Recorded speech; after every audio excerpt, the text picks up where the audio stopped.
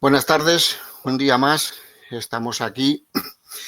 Según lo previsto, soy Alberto Pereda. Les hablo como miembro y responsable de las actividades de la Asociación Velasco de Reservistas Voluntarios de la Armada y de la Asociación de Veteranos de la Armada.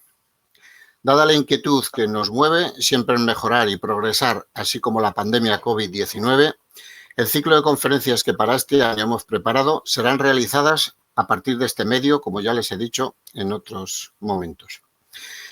Sin más, me complace presentarles la conferencia de hoy, ¿vale? Con lo cual, les voy a presentar primero al conferenciante, que es don Ignacio del Pozo Gutiérrez.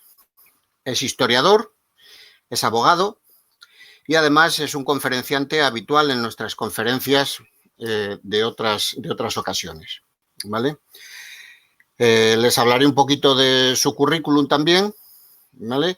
Él en particular, con estas cosas que les he dicho, desde 2017, pues él nos ha dado algunas conferencias y en particular esta de José Escandón, que les iba a decir el título, ¿vale? Pues nos habla de este hombre de Cantabria, en ultramar, ¿vale? Que hizo realidad, pues bueno, que las ciudades que allí erigió, pues lleven nombres que con tanto cariño, pues nosotros pues tenemos aquí.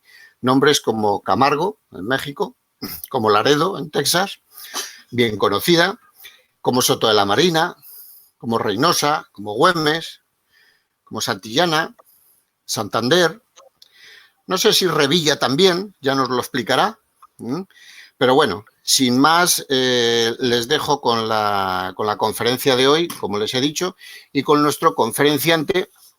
Y el título de la conferencia será José Escandón, un cántabro en Texas. Don Ignacio, adelante, cuando usted quiera. Muy bien, saludos Alberto, saludos Juanma y saludos a todos los que sigan la conferencia y también gracias a las dos asociaciones que han gestionado este ciclo de conferencias en situaciones tan complicadas. La conferencia que voy a dar trata sobre José de Escandón y Helguera, un español cántabro de Soto de la Marina, que fue el último gran conquistador español en América ya en el siglo XVIII y que es desconocido en toda España, pero recordado en el norte de México y en el sur de Texas. Pero antes de entrar al fondo del asunto sobre la biografía de este señor, es conveniente, a mi juicio, hacer una previa introducción sobre el contexto en el que se produce la acción de Escandón, que no es otro que la Nueva España del siglo XVIII, tras unas múltiples transformaciones desde la llegada de Cortés. Fue, en principio, Ponce de León el primero que llegó al seno mexicano y a Florida en 1512. Esa sería la primera incursión que los españoles harían en el Golfo de México por su parte norte. Posteriormente, es la conocidísima expedición de Hernán Cortés llegó a Veracruz, iniciando desde allí. Veracruz estaría en este mapa al sur de Tamaulipas, iniciando desde Veracruz la conquista del Imperio Azteca.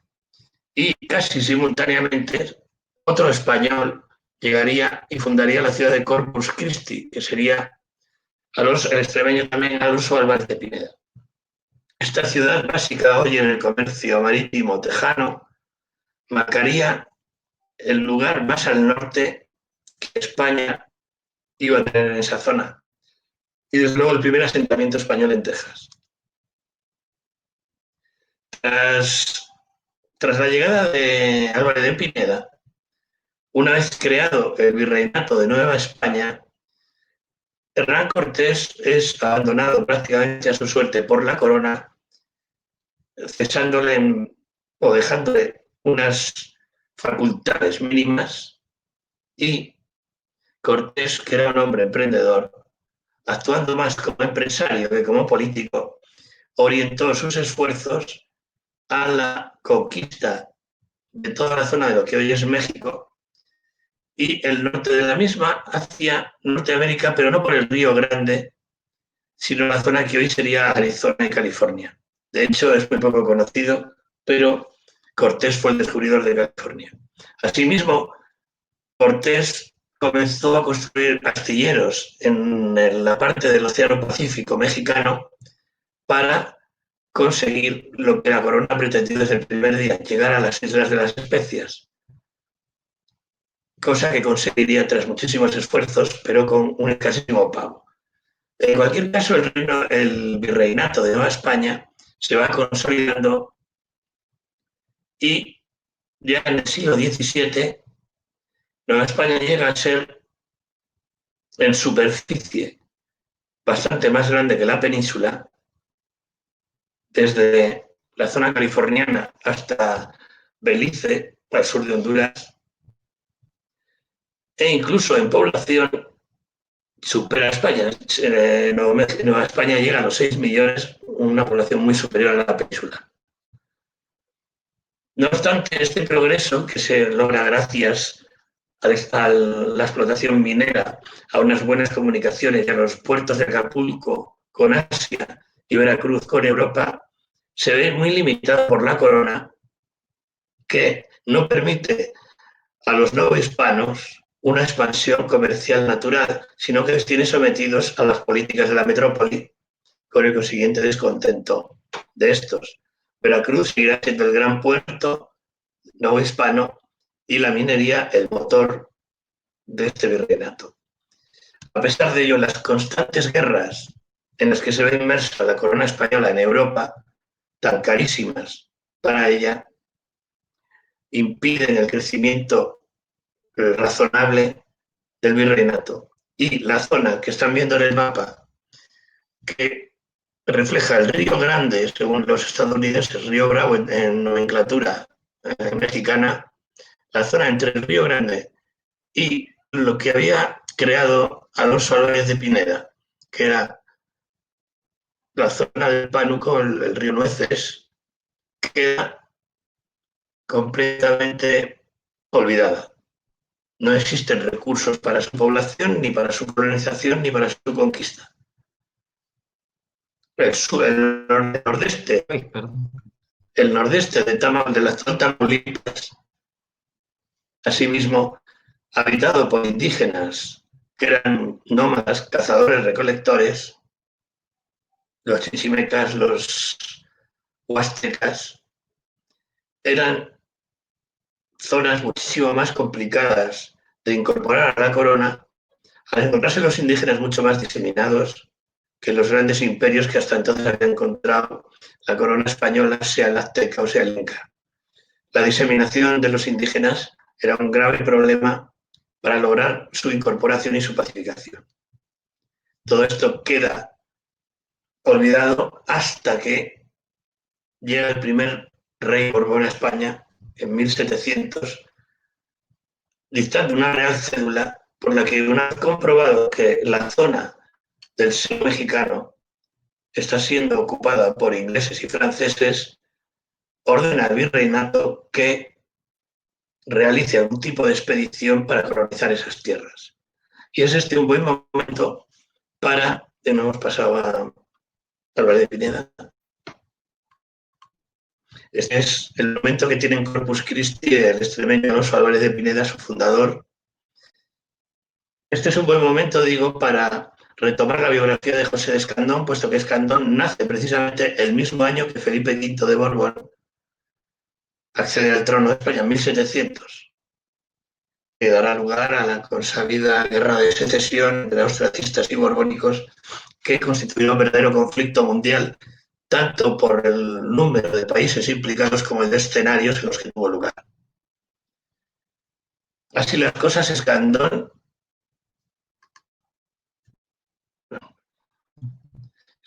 perdón. Antes voy a hacer una mención a Texas, que efectivamente Texas, más al oeste,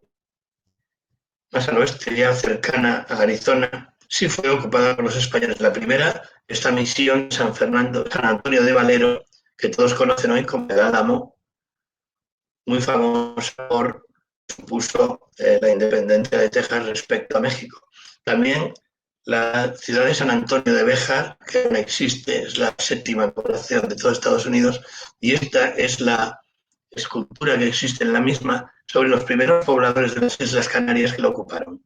Pero si hay una verdaderamente relevante, es la misión de San Francisco de Texas. Los primeros franciscanos que llegaron a Texas, casi a la altura del río Nueces que hemos visto antes, hicieron esta misión con el nombre de su patrono, San Francisco de los Texas, y esta palabra Texas, cambiada fonética y semánticamente por una X, es la que se convirtió en la denominación del actual estado de Texas. Vuelvo a Escandón. Esto al final es cuando Escandón es joven, no se conoce muy bien su historia, pero es de suponer que viviendo en la posguerra de la Guerra de Secesión, hubo de pasarlo bastante mal. Nació en una familia de hidalgos en Soto de la Marina, posiblemente en el barrio de San Juan de la Canal, en Gran Canaria, y fue el menor de 7 hermanos. No se conoce, ya digo, mucho de su juventud y de su infancia, y lo primero que se sabe, le coloca en 1715, es decir, con 15 años, como cadete voluntario en la compañía de caballeros montados y encomenderos de Mérida, en el Yucatán. Allí estuvo varios años y participó en la defensa de Laguna Términos contra los piratas ingleses, el lugar en el que por ello fue distinguido y enviado como teniente de milicias a Querétaro, que era entonces la capital de la zona. En Querétaro inicia una carrera militar que le lleva a Sierra Gorda, donde pacifica varias rebeliones indígenas y sofoca insurrecciones en las minas de Celaya y Guanajuato.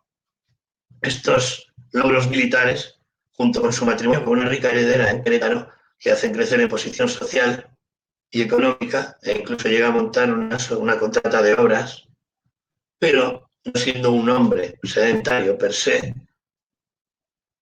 elige como destino ir a luchar a la apachería más al norte, ya en Texas, contra apaches y comanches, tras lo cual regresa nuevamente a Querétaro a sus actividades militares.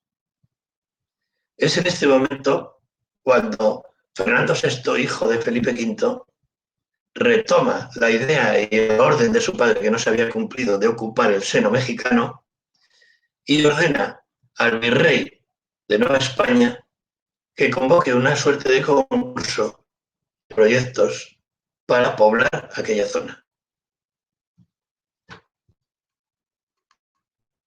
El virrey, precisamente de un campurano de Reynosa, Juan Francisco de Güemes Casitas, primer conde de Villagigedo, junto con el marqués de Alcalá, auditor del virreinato, hacen ese concurso en el que se presentan varios proyectos, entre ellos uno de Escandón para poblar aquella zona con el nombre de Nuevo Santander. Verificados los proyectos, se decide que sea Escandón quien, ya nombrado coronel, aborde el proyecto. Y se inicia la colonización de la zona que pueden ver ahora, que se corresponde con el actual estado de Tamaulipas, pero que en su momento correspondía no solo a Tamaulipas, sino el sur de Texas, tanto a un lado de la cuenca como otra del Río Grande o Río Bravo. Esta zona será la que acabará llamándose Gobernación de Nueva Santander y la que abordará Escandón. Escandón, una vez concedido el proyecto, realiza 3 labores fundamentales y sin duda con mucha inteligencia. La primera, atraerse a los hombres prominentes y más ricos de la zona para que le apoyen en su proyecto. La segunda, no escatimar respecto a los nuevos pobladores y permitir que sean indígenas, mestizos, españoles, criollos, todo tipo de gente el que pueda sumarse a esta población. Y la última, en 1746, y antes de acometer la expedición, realiza pequeñas expediciones exploratorias por el territorio con el fin de tener más claro hacia dónde va. Tras estas pautas que sigue Escandón, a finales de diciembre de 1748 consigue formar una expedición de una indudable complejidad técnica y organizativa compuesta por 750 militares y muchas familias, con un número de 3.000 personas, que forman todos en carrera para iniciar la expedición, recordando más a una colonización estadounidense del siglo XIX que a las clásicas españolas que se habían llevado a Norteamérica hasta entonces, que respondían al criterio de misiones y presidios. Lo que se hacía habitualmente fuesen los religiosos quienes fueron de avanzadilla construyendo misiones para evangelizar a los indígenas para posteriormente los militares formar presidios o guarniciones militares de ocupación de la zona. Todo esto así fue en California, por ejemplo, en Texas, como hemos visto antes, Arizona, Oklahoma, Nuevo México. Este sistema va a cambiar radicalmente con Escandón, que va a relegar a los religiosos a un último plano, estableciendo como criterio principal la fundación de poblaciones civiles y la proyección de una economía en la zona antes de la evangelización que había consistido desde la reina Isabel la Católica hasta última hostia. Ya tenemos que por tanto su expedición con sus 3.000 personas y sus militares que inicia creando multitud de ciudades, que iban a ser 14, que a los que escuchen que sean los les suenan muchísimas de sur a norte. Iremos viendo Altamira, casitas que la fundó en honor del apellido del rey que le haría el favor de nombrarle. Vemos a Villera, como se veía a su mujer, Aguayo, Güemes, Santander, que fue la capital de la gobernación, Santana, y toda la manera que fue el gran proyecto de Escandón como puerto para dar salida a la economía y el cambio social del territorio. Escandón siguió hacia el norte, fundó Burgos y ya en Texas, a las villas como es antes del Río Bravo o Río Grande, fundó Reynosa, Camargo, Mier, Revilla y la famosa Laredo en Texas. Revilla también es en Texas y como Mier. Esta ruta y estas expediciones lo hizo desde 1748 a 1750 y tal fue el éxito de su colonización que el rey le concedió el título de conde de la Tierra Gorda y caballero de la Orden de Santiago, que debe sonar a poco, pero que entonces para un hidalgo pobre como extracción social baja, como Escandón, era lo máximo que podía esperar cualquiera. Este título, no obstante, se vio empañado porque Escandón, su aversión, por llamarlo así, por lo religioso, le iba a jugar una pasada, y es que al final fue denunciado por estos ante la corte por prácticas autoritarias, por muchas cosas que sembraron las dudas en el rey, que le cesó como gobernador de Nuevo Santander, que es todo lo que ven ustedes en el plan. Esta cesión no impidió que Escandón lograse un éxito tremendo, puesto que no solo fundó las 14 ciudades prometidas, sino que fundó 24. Ocupó 70.000 metros cuadrados, que fueron 70.000 metros cuadrados más para la corona española. Estamos hablando de una superficie casi como la de Castilla y León. Y una cosa importantísima, introdujo la ganadería en el norte de México y en el sur de Texas, con la importancia que tiene todo esto. Y les voy a explicar por qué. La ganadería tejana, símbolo auténtico del Estado estadounidense, así como toda la ganadería de vacuno española, mexicana, perdón, proviene de cuando Colón, en su segundo viaje, en 1493, llevó por primera vez reses de vacuno a las Antillas. Estas reses son todas canarias, genéticamente canarias, puesto que las escogió además en las islas de La Palma y Gran Canaria. Y una vez allí estuvieron mucho tiempo en las Antillas hasta que fueron repoblándose ciertas zonas de Nueva España y finalmente Escandón introdujo más de 1 millón de reses en Texas. Estas reses que ven con estos cuernos tan espectaculares, símbolos auténticos de Texas, nunca tuvieron los cuernos así, sino que son fruto de una evolución. Y según un estudio de la Universidad de Austin, al parecer, al principio de su llegada a un lugar tan salvaje y tan virgen, estas vacas vivieron durante mucho tiempo en estado de semilibertad, en lugares donde había osos, donde había pumas, había lobos, y desarrollaron unas defensas superiores como una cuestión de evolución. Como saben, hoy en día este símbolo de los cuernos de estas vacas llamadas longhorn o cornilargas aparecen en logotipos de coches, logotipos de universidades y son el símbolo del estado de Texas. Escandón, estos logros inmensos de Escandón no han sido reconocidos ni fueron reconocidos en su momento y murió en 1762 a esa edad, 62 años, entre el olvido de unos y el rencor de otros en Querétaro. En Texas y en México es muy recordado, pero en España obviamente no. Para acreditarlo aquí tenemos el monumento que tiene en Reynosa, este monumento de la ciudad de Alice, en Texas, este otro en Victoria, en Tamaulipas también. Y estas son una serie de placas que el estado de Texas tiene en recuerdo de las ciudades creadas por Escandón, en este caso San Agustín de Laredo, en el otro la misión Mier, y en este otro la de Repia. Escandón también es reconocido en todo el estado de Texas con numerosas calles e incluso colegios como este. José de Escandón Elementary School, que está en la ciudad tejana de La Joya. En España, afortunadamente, no tiene ningún reconocimiento. Este hombre es reconocido como el primer cowboy de Texas y, lógicamente, de Estados Unidos, y que realizó una misión tan espectacular y que en amor de su tierra dejó el sembrado de topónimos. El norte de México y el sur de Texas merecería un reconocimiento mayor. Muchas gracias.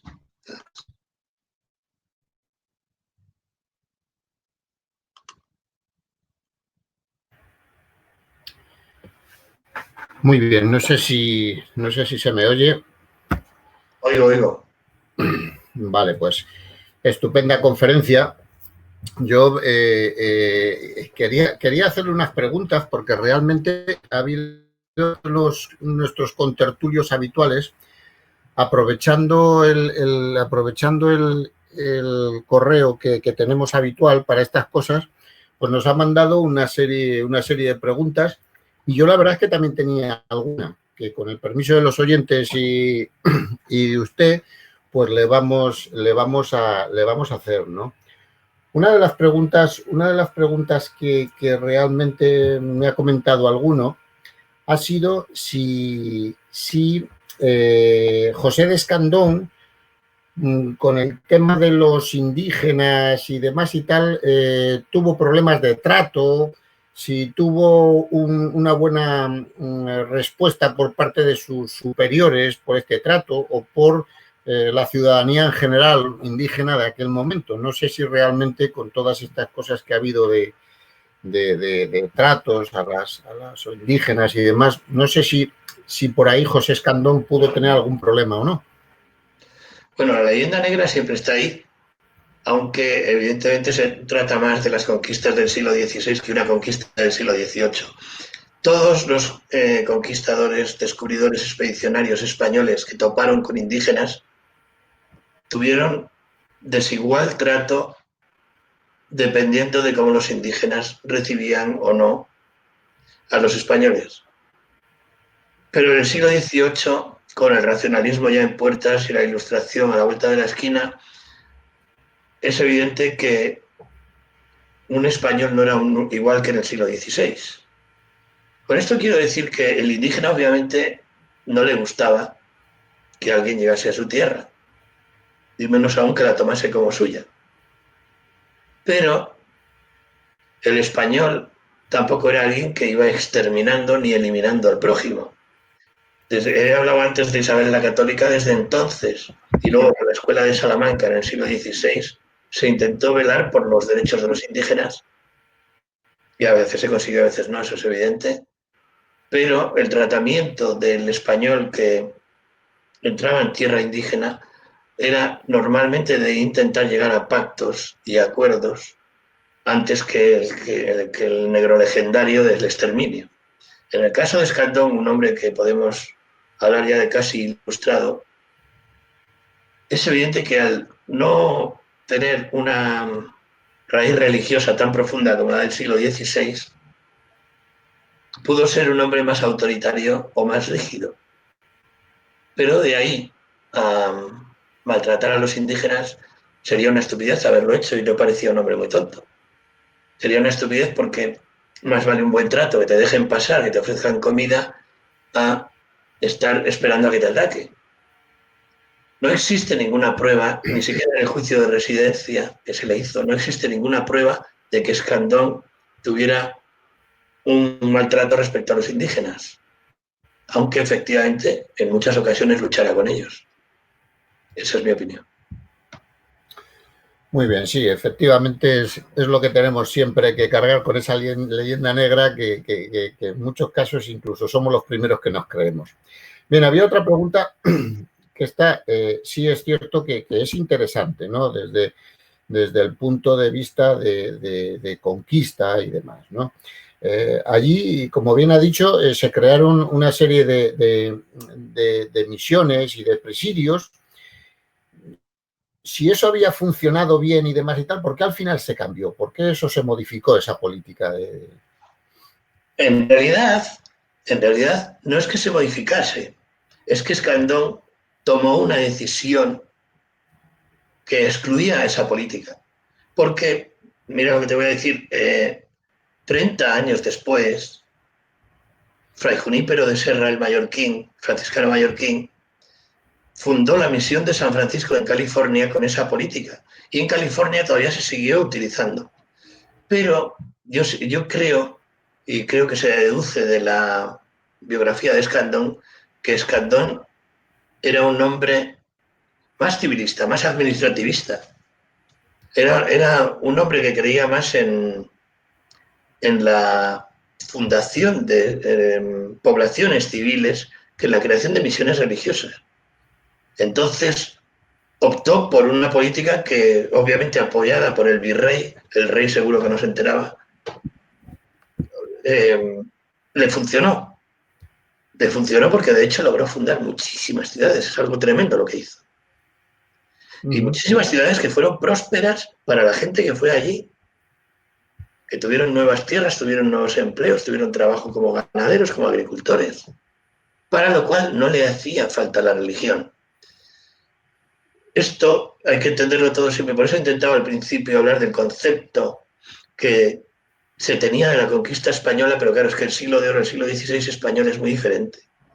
Los reyes católicos son muy católicos, por decirlo así, y su nieto Carlos I igual, son los adalides del cristianismo. Pero Escandón vive en el siglo XVIII y ya no lo es.